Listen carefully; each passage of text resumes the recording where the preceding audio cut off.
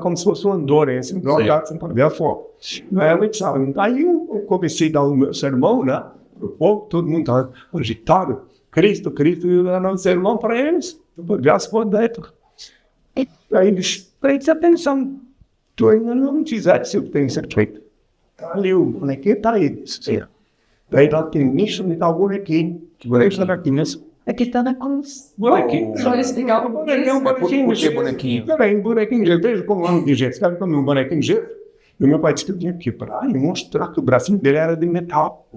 Botei pro povo aqui, um bonequinho. Eu sou Cristo. Isso aqui é um boneco de gesso e o braço é de metal. Eu disse. Depois, um pouco, ficou completamente comigo. Daí chamaram a polícia primeiro. E daí o povo me disse, olha, veio alguém por trás e tirou o altar.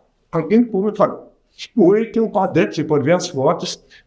Não está aqui, mas tem foto para mostrar. O padre atrás de mim não está. Daí meu pai disse, esta é a hora da violência. Se tu deixar ele ali, ele vai ficar no altar também. Tem que bater com a veranda. Mas eu peguei a foto que tem com a veranda na mão. Fui obrigado a cabelo dele, não borcou. Olha a violência que eu falo. Daí, só aqui, depois das fotos que eu vi, que na minha frente ele tinha vindo por trás e na frente ele tinha mandado um sem camisa. Isso também tem. Lá na hora de mim, sim, aí, mas o povo que vai ver a foto aí, o povo vai me protegendo, o povo tudo em volta de mim, renderam esse sem camisa também. Aí, patrão, não contei dele de uma cadeira, meu pai disse, use essa cadeira como trono, para legitimar o trono que haverá na minha casa. Por isso que eu tenho falado aqui, porque foi legitimado na catedral. Que pena que não tem foto, não está aí. Não, que tem aqui. Na catedral. Agora, aqui, senhor, ele não está entendendo a razão pelo qual o senhor destroçou o ouro. Essa razão sobre idolatria. Então lá, o que disse o Senhor? E não considera ídolos.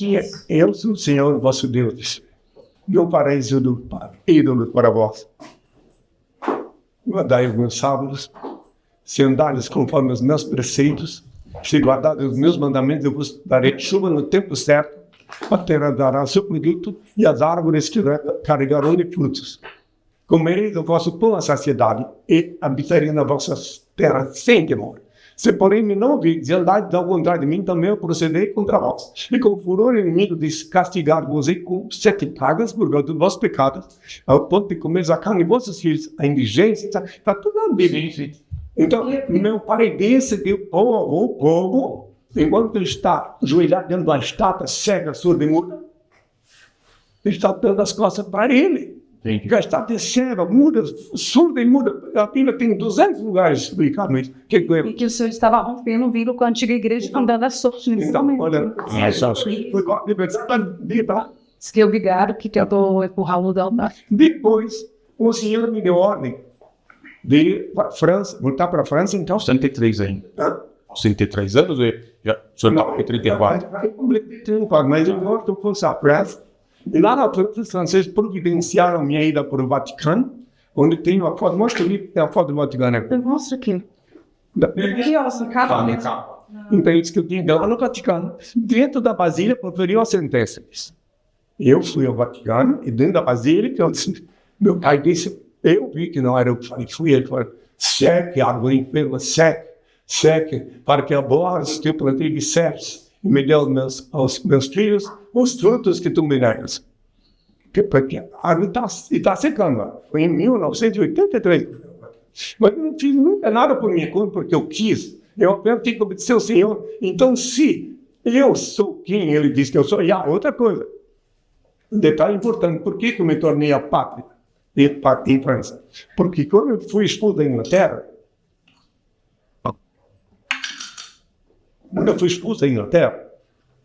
estava em Paris, o senhor disse assim, veja bem esse passaporte. Aí está escrito que vale para todos os países com os quais o Brasil tem relação, disse. Por que te expulsaram? Por quê? Se era para tu ter em ficava lá. Eu disse, por quê? Esse nome que tem no teu passaporte, eu não profano. Portanto, tem escrito queimar o passaporte e oficialmente ser declarado a pátria. queimei o passaporte e depois eu te dou um passaporte com o teu nome escrito nisso. No meu passaporte agora tem meu nome escrito, Cristo. Que eu tinha o nome de família. Então, um gesto que pareceu loucura, mas se fosse loucura, ele não me dava depois que parou no escrito. Mas esse nome te veio também do pai e ele que falou. Sim, claro. Quando começarem a ler minha história completa, daí vão parar de pensar apenas que eu sou bom, que eu sou charlatão, não pode dizer porque não peço nada de ninguém. Tá? Eu não pode mais dizer que eu sou bom, porque tem todo um sentido, todo desde a minha infância. Eu que vos falo, tive 3 anos de escola pública. Eu fui padeiro, verdureiro, mascate, cobrador de ônibus. Eu trabalhei duro para poder, com a autoridade, dizer que é crime chantagear o dízimo do trabalhador. Entendeu isso? Eu vi de perto. A família que me criou, num mês, tinha que pagar o aluguel. Mandava lavar a roupa.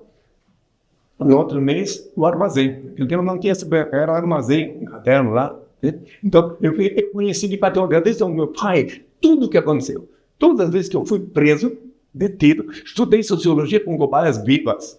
Em Assunção, fiquei 15 dias na prisão em Assunção, onde eu pude estudar coisas que quem não esteve lá não pode estudar do gênero. Na prisão dos Stroessner. Naquele tempo, Assunção era a capital do Paraguai, quem dirigia era um ditador. Então, eu vivi em cada lugar. Eu fui expulso da Venezuela e eu também pude ver coisas que, se eu não fosse expulso, não poderia ver. Então, cada lugar tem um significado para mim. Eu fui detido muitas vezes. Quando cheguei no México, já de cara do aeroporto para uma sala de interrogatório. Porque no Brasil, a missão do senhor é aqui no Brasil. Claro, minha missão é que eu procurei a América Latina aqui inteira. Antes de se estabelecer aqui. E depois do Brasil todo, então, quando eu vi falar de algum lugar do Brasil, eu conheço. Em Fortaleza, tive uma relação maravilhosa com o povo de Fortaleza. Um povo mais aceso, mais vivo. Enfim, o Nordeste, mas Fortaleza foi uma coisa assim, fantástica. Aí eu ia para a Praça do Ferreira, quando voltava, tinha aquela multidão atrás de mim. O que era? Que eu não ia estar, tem que falar de onde. Deixa eu terminar o ato libertário para ter uma conclusão, porque o senhor tem que falar da prisão, daí depois ele... Tá, isso. Daí então, mas se tudo está tudo já está escrito, mas eles vão falar. Então daí eu fui detido, obviamente, havia uns 40 policiais lá. Um caminhão, eu parei na véspera do ato libertário. Eu estava na rua do Cajá 366, em Belém, e ele disse, vai ter um caminhão no lado de fora da catedral, com ele tu vai desfilar para o teu povo. Mas eu não disse que caminhão era. Eu pensei que ele andava de um caminhão lá, de algum benemérito, né? Aí quando eu estava no metade da catedral, já saindo, os policiais todos comigo, tem só eles aqui, esta não é minha casa, minha casa é tua casa, essa é a casa da idolatria. Por isso que está saindo daqui, por isso está sendo expulso agora. Veja bem, disse o Senhor, agora tu institui na terra meu reino. E lá, na metade da cadeira, eu tenho o nome da sua Suprema Ordem Universal da Santíssima Trindade. Daí, tudo em 28 de fevereiro de 82. Daí, depois, eu saí da catedral. Quando eu ia saindo da catedral, eu deparei que tinha o caminhão da polícia ali na frente. Daí eu me lembrei que esse caminhão era meu, subi no caminhão da polícia, em foto lá, mostrando que estão discutindo comigo. Sim, discutindo. Não, ele disse que agora esse caminhão está na minha posição. Ele pode desfilar lentamente para eu pensar meu povo. Daí o comandante, que era o tenente Beltrán, ele pediu para caminhar a 10 km por hora, para pensar o povo. Tudo. Aí o fantástico só me mostrou sendo como depois que eu desci do caminhão, eu disse que veio uma ordem para me levar. O tenente falou que tem uma ordem para te liberar, soltar na praça da República, quando tu já estivesse. Não quero me soltar na praça da República, eu quero que me leve diante de quem deu a ordem para mim tirar da casa do meu pai. Aí veio a controla e sim, lá me tirar minha túnica, tudo aí. Mas aqui eu não quis ir parar no braço, né? Eu não queria assim, não, eu queria ver quem é. Só que tirando a túnica dele. Tirando a minha túnica, aí depois eles tiveram que se livrar ainda, tudo iria vir muita gente, pedir bênção lá, e daí vi 17 advogados. Deveriam tentar me defender, não assinei procuração para nenhum, senão só vou ficar aqui o tempo que meu pai quiser. E daí, tem até no jornal escrito que disseram que eu não assinava procuração. Daí, o juiz, doutor Jaime Santos Rocha, mandou que me levar dentro dele. Coronel Bahia me levou. Coronel Bahia, o diretor do presídio. Todos os dias eu bati um papo com ele lá, entendeu? Ele me olhou como meu filho. Daí, então, mas ele era o responsável pela custódia. Botou um soldado lá de fora da minha cela, para que qualquer coisa que eu precisasse, mandasse falar com ele. E daí, então, eu ia lá no juiz, fiquei a coisa mais incrível. Eu fiquei 2 horas, jornalista, lá e olha a mídia como é fechado. Então, mentirosa. Eu olhei todo esse tempo ali, falando com o juiz, então muito gente me deu um suor por mim. Fui para o banheiro, pedi para ir no banheiro, quando eu botei no banheiro, estava ainda com a folha de papel oficial amassado, isso era muito natural. Dei na de tinta, amassei essa folha de papel para escorrer o rosto. Nunca me esqueci desse gesto do doutor Rocha. Então daí aí o coronel me levou para casa do Haroldo Pina, né? No Casa 366, em Belém.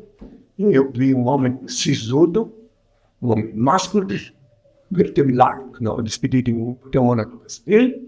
E daí eu fiquei na casa do Haroldo Pina e a televisão veio lá. Já que tu quer saber, vamos lá até o fim. A televisão veio lá e queria marcar um horário comigo para eu reaparecer na televisão depois da prisão. Daí eu marquei, 3 dias depois, marcou. E nesse inteirinho, aí aconteceu as coisas mais absurdas possíveis, porque eu fui levado por uma sobrinha do Haroldo Pina para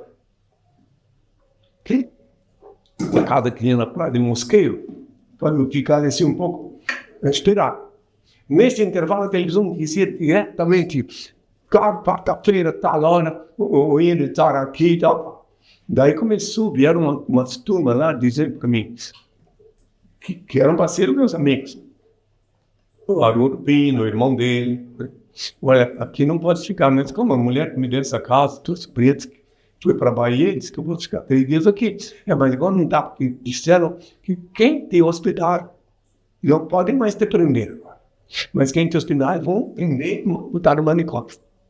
Assim, fizeram chantagem, eu fui rodeiro de até que no lado da casa de Haroldo Pino, que uma mulher dama, aqui quer saber de tudo, vão na tudo.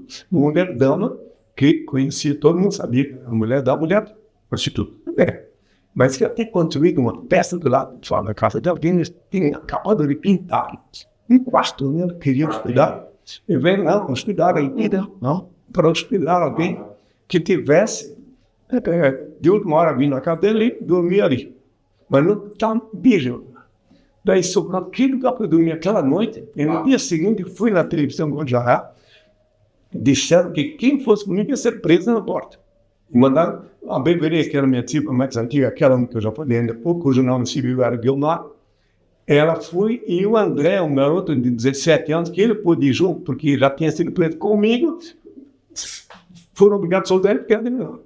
Os dois foram lá, não tinha ninguém na porta, era mentira. Aí foi a primeira vez que eu falei em televisão, Guajará, o que ia ser o reino de Deus, falei o nome da sua pela primeira vez. Foi aí que, depois, a igreja Assembleia do Deus comprou a televisão para ele não poder mais voltar para lá. Aquela televisão, Canal 4, ela comprou. Daí ela se esqueceu, quando comprou a televisão, de colocar que quem fosse tinha que ter uma cláusula que não podia me entrevistar. E o cidadão, então, descomprou a esquerda e ele disse que demorou.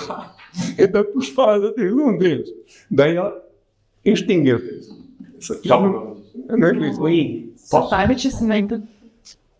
Obrigado. Você tinha questionado também sobre como ele soube, né? Não, eu quero falar, não posso. E sobre religião. Não pode esquecer. Mas uma coisa muito característica do senhor é o sotaque nesse pai. Isso foi uma coisa que é desde criança ou você criou esse tipo de... para o pessoal prestar mais atenção? Isso está vindo da para criar um... então. A pessoa chega, mudar o sotaquezinho para fazer um filme, uma coisa assim, mas até tem que botar o normal. Isso veio da onde? Aí é que está. Porque eu disse há 2.000 anos que pela minha voz meu baiano me conhecerá. Onde quer que eu estive no estrangeiro, aqui na América Latina, ninguém sabia de onde eu era. Eu falava com eles espanhol e não sabiam de que país eu era. Na França, não sabiam de que país eu era. E meu sotaque é universal. Mas não é eu que escolhi. Em Blumenau eu sou estrangeiro, eu fui criado em Blumenau. Todo mundo acha, mas isso não é. Isso não dá. A ciência prova que ninguém pode ficar falando permanentemente no sotaque. Pô, entendeu? Em algum momento ele ia falar de outra forma. Não, mas a minha, eu não sei falar do grego, nem vou falar, eu não sei falar. Porque ele não sei sobre tanta língua, catarinense. Eu tenho sotaque de lá. Eu vivi no Rio de Janeiro um bom tempo,